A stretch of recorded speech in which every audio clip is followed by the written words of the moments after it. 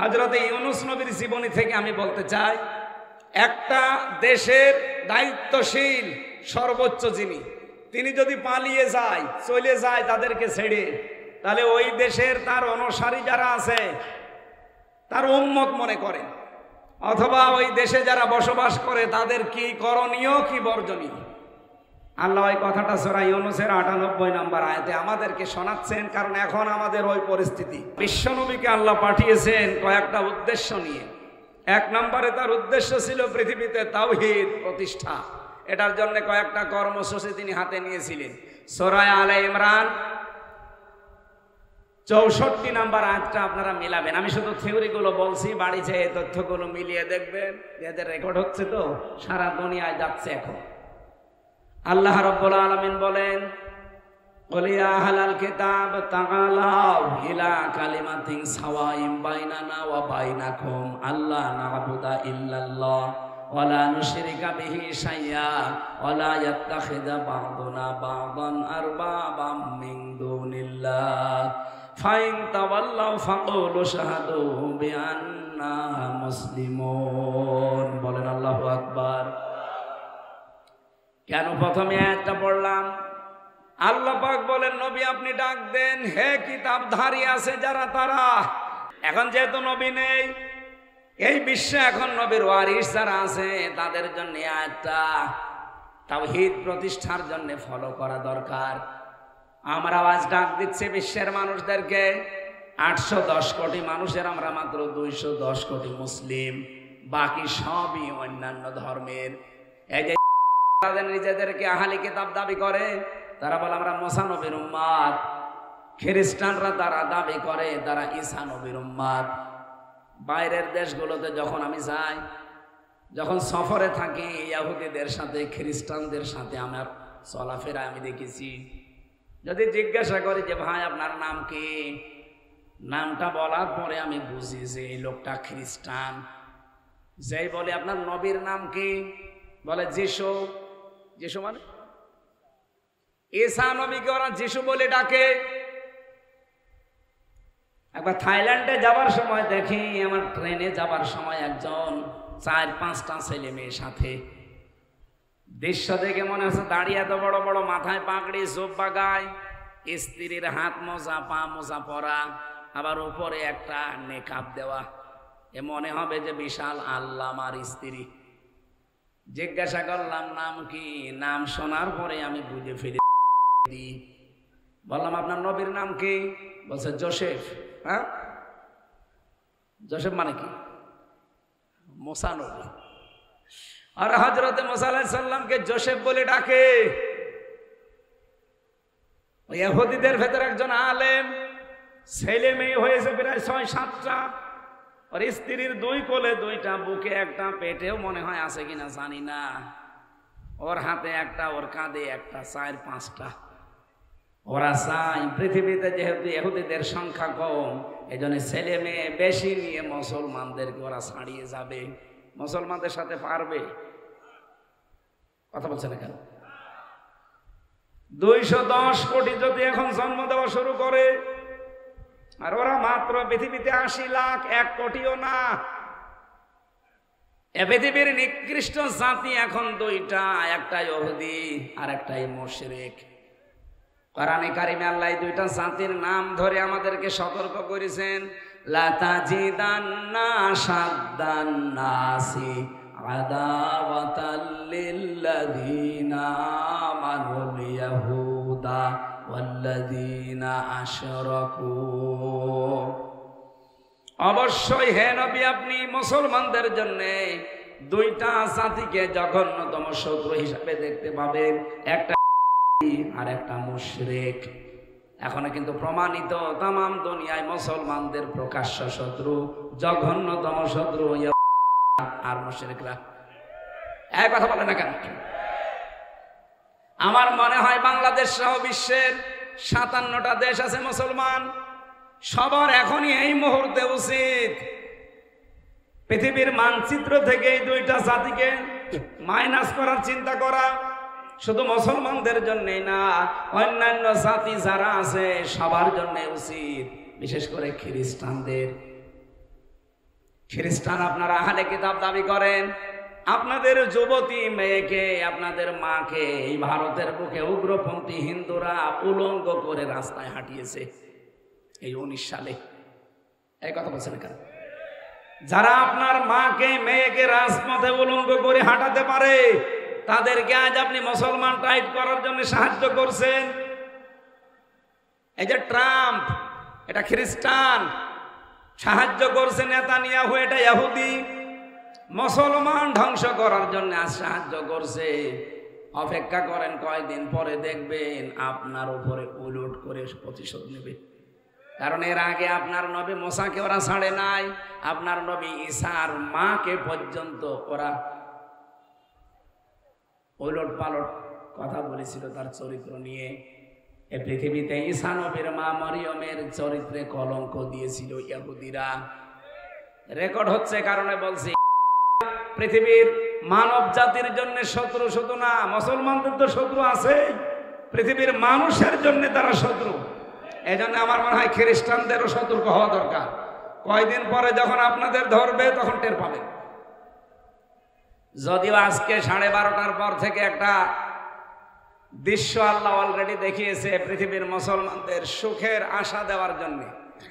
এইভাবে দাবানল জ্বলছে, 24 ঘন্টা হয়ে গেছে, এখনো পর্যন্ত ওরা কন্ট্রোলে আনতে পারে না।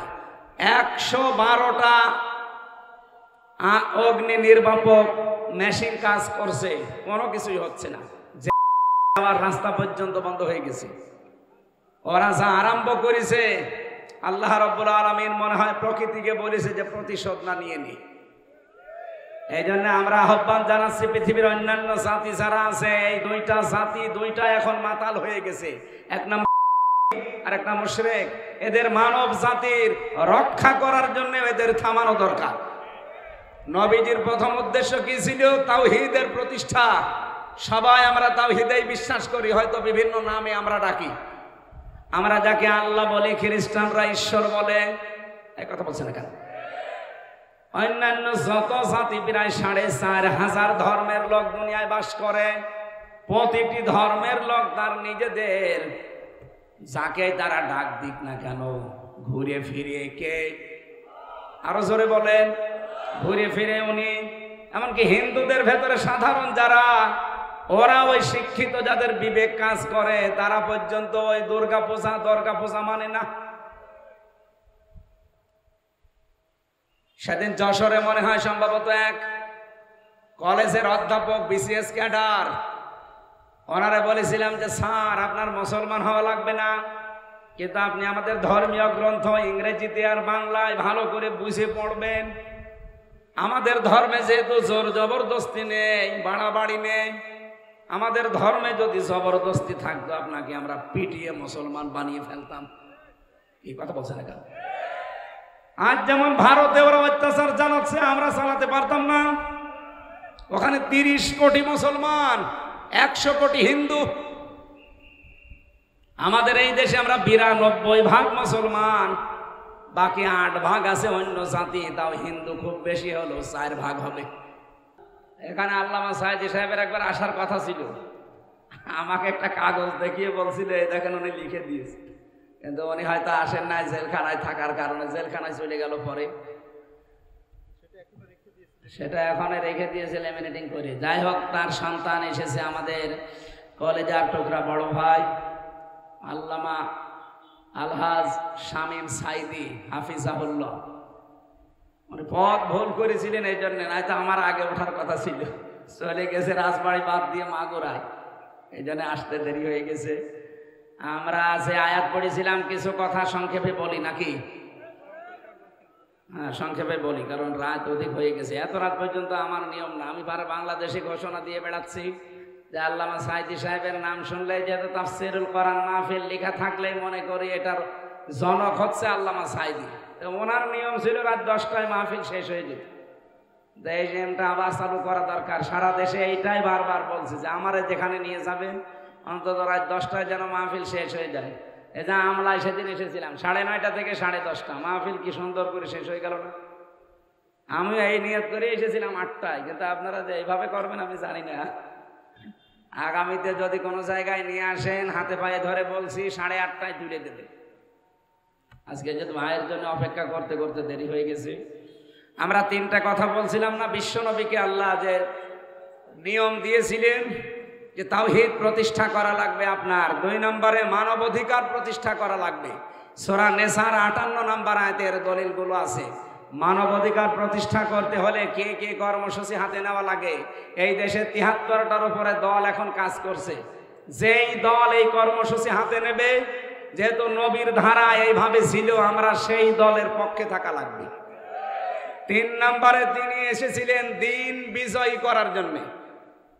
মান করাল কোরআনা ফাস্তাজাহারাহু, যে ব্যক্তি কোরআন পড়ে আর কোরআনকে এজহার করার চেষ্টা করে। এজহার মানে, আমরা অনেকে এজহার মানে মনে করি এজহার মানে স্পষ্ট করা।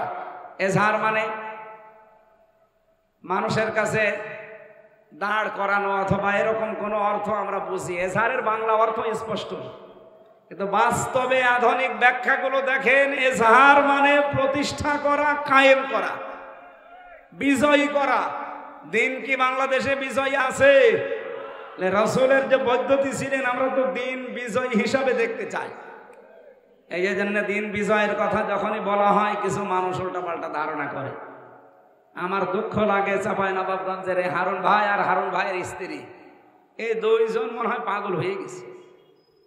আমরা আলেমরা কথা বলি তো কোরআন দিয়ে, দিন বিজয়ের কথা নবীজি বলতেন, সেটা আমরা শুধু অ্যাডভার্টাইজ করি। তা আপনি আমার শত্রু বানাবেন কোন কারণে? আমার মনে হয় নবী যদি বেঁচে থাকতেন, এ মানুষগুলো নবীকে উল্টাপাল্টা বলত। এই জন্য আমার মনে হয় যে মানুষগুলো এখন এরকম কথা বলেন, তাদেরকে সংযত হওয়া দরকার। এ বাংলাদেশে ওই 14 দল বাদ দিয়ে আমরা যারাই আছি, আমরা সবাই মাসলুম।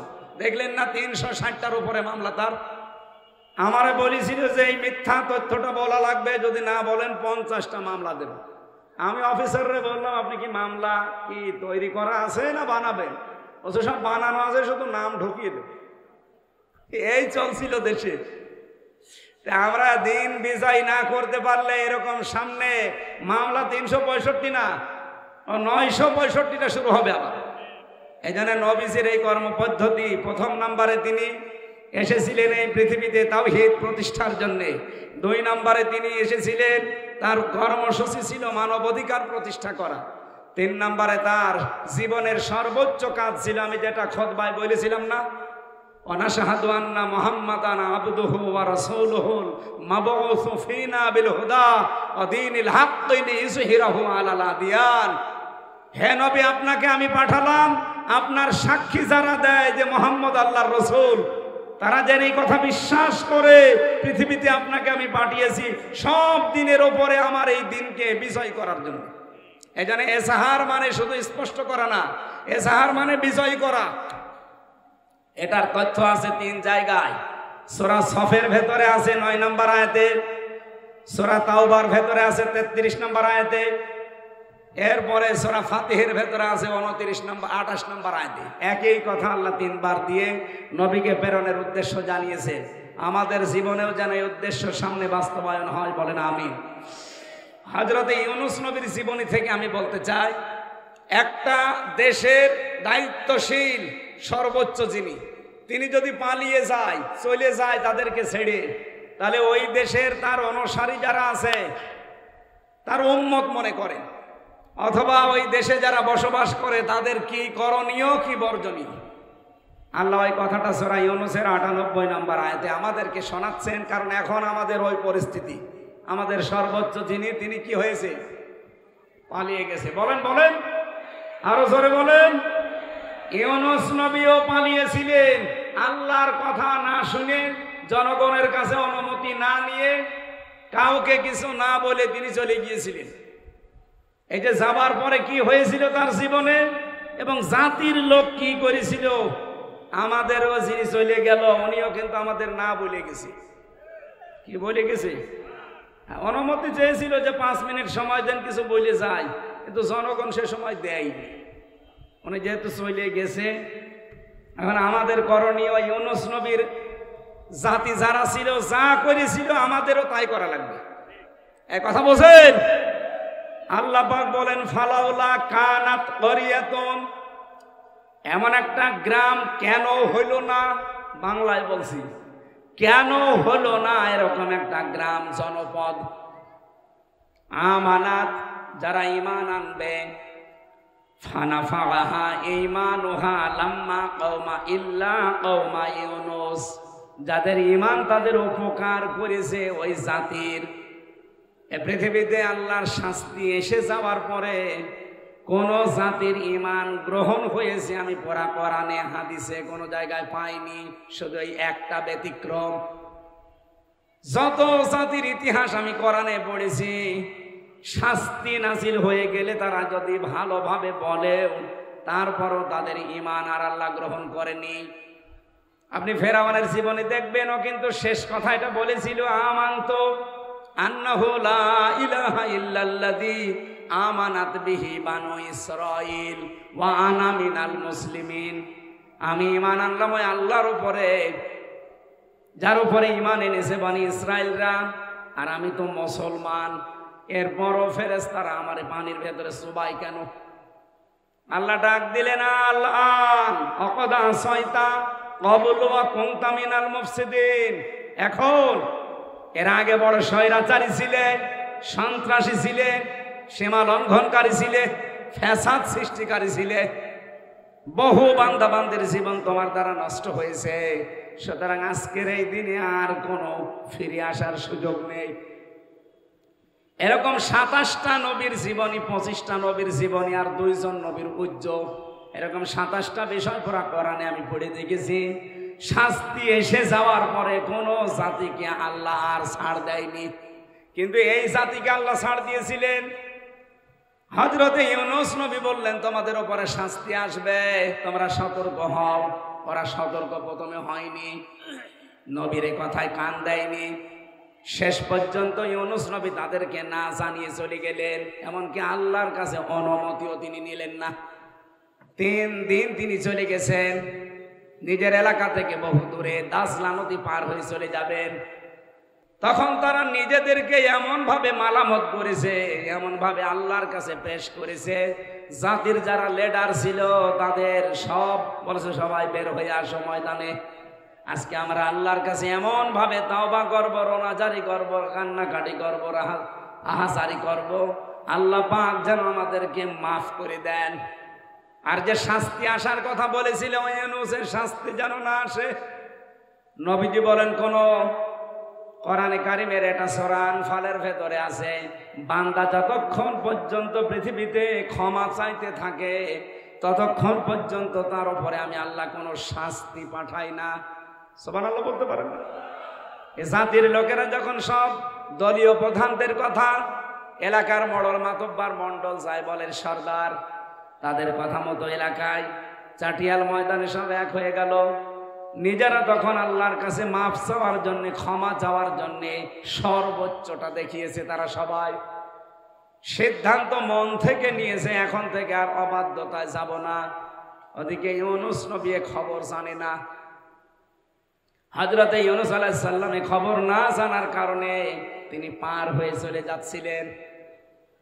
ওই জামানার নিয়ম ছিল, নৌকা দিয়ে কেউ পার হলে যদি পালানো কোনো মানুষ পালিয়ে যেত তাহলে নৌকা থেমে যেত, চলতো না, নৌকা ডুবে যেত। সবাই মিলে সিদ্ধান্ত নিচ্ছে, এখানে অবশ্যই পালানো কোনো মানুষ আছে যে পালিয়ে চলে যাচ্ছে, দেখো তো কে আছে। লটারি করার পরে ইউনূস নবীর নাম উঠেছে। আপনারা ঘটনা বহুবার শুনেছেন। আর আল্লামা সাঈদী সাহেব পড়া কোরআন থেকে এমন কোনো কথা নেই যে বাকি আছে, সব বিষয়ে তিনি টাচ দিয়েছিলেন। হযরত ইউনূস নবীকে শেষে পানির ভেতরে ফেলে দেওয়ার পরে মাছ তাকে গিলে ফেলে, এরপরে তো বিস্তারিত ওনার জীবনী শেষ। কিন্তু এই জাতির লোকেরা যা করেছিল, রব্বুল আলামিন বলেন, তাদের এই আহাজারি রোনাজারি কন্দন দেখে আমি কি করলাম জানো? লাম্মা মানু কাশাফনা আনহুম আযাবাল খিজি ফিল হায়াতিদ দুনিয়া। এই জাতির লোকদের এই আহাজারি রোনাজারি কন্দন দেখে আমি আল্লাহ নিজে সিদ্ধান্ত নিয়ে নিলাম, তাদের উপর আমার ওহী নাযিল করলাম এই বলে ইমান যারা এনেছে তাদের উপর থেকে আমি আল্লাহ আমার আযাবটা নিজে সরিয়ে দিলাম। সরিয়ে দিয়েছে কে? আরো জোরে বলেন। কাশাফনা এর ফাইল সরাসরি কর্তা আল্লাহ নিজে। তাদের উপর থেকে আযাব আল খিজি, দুনিয়ার লাঞ্ছনা গঞ্চনা অপমান অপদস্থ না খেয়ে থাকার যে সংস্কৃতি, যত অভাব অনটন আছে সব আমি দুনিয়ার জীবন থেকে তাদের উপরে সরিয়ে দিলাম। আমার মনে হয় ঠিক আমরা বাংলাদেশে এখন ঠিক ওই পর্যায়ে আছি। আমাদের প্রতিবেশীরা যা আরম্ভ করেছে, এমনকি বাইরের রাষ্ট্রগুলো যা আমাদের নিয়ে খেলা করছে, এ কঠিন মুসিবত থেকে, এ লাঞ্ছনা গঞ্চনা অপমানের এই অপদস্থ এই জীবন যদি সামনে বেছে নিতে না চান, নির্ভেজাল খাঁটি ঈমান আনা লাগবে। এ জাতির এর বাইরে আর কোনো মুক্তির রাস্তা নেই।